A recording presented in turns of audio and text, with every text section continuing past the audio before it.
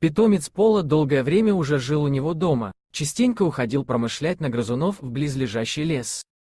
Однажды, один такой поход стал для него фатальным. В тот зловещий день Пол заметил, как его мурлыка подавился добычей. Хозяин попытался помочь коту, но тот покусал хозяина, а затем удрал. Вскоре сварщик нашел питомца мертвым. Было похоже, что животное скончалось от какой-то болезни. Через несколько дней зараза свалила и самого Пола. Температура мужчины упрямо лезла вверх и не хотела сбиваться. Ну а когда под мышками сварщика родные нащупали опухоль размером с лимон, то спешно повезли главу семьи в больницу. Врачи, осмотревшие пациента, сразу начали бить тревогу.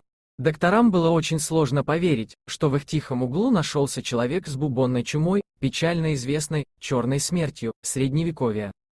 Однако все симптомы указывали именно на это. К сожалению, Пол обратился к медикам далеко не сразу после появления признаков страшной болезни. Из-за такого промедления мужчина практически распрощался с жизнью. Целых 27 дней сварщик лежал в коме, пока врачи, как львы, сражались с чумой. Внутренние органы Пола отказывали один за другим. Больше недели он был подключен к искусственным почкам и легким. Несколько раз у больного даже останавливалось сердце. Медики уже думали, что его случай безнадежен. К счастью, крепкий организм мужчины в конце концов справился с испытанием. К сожалению, не обошлось без серьезных потерь. Врачам пришлось ампутировать ему отмершие и почерневшие пальцы на руках и ногах вместе с правой ступней. Пол стал одним из редких людей, сумевших преодолеть все 3 стадии развития чумы в организме. Мужчина прекрасно осознает, что лишь чудом остался в живых.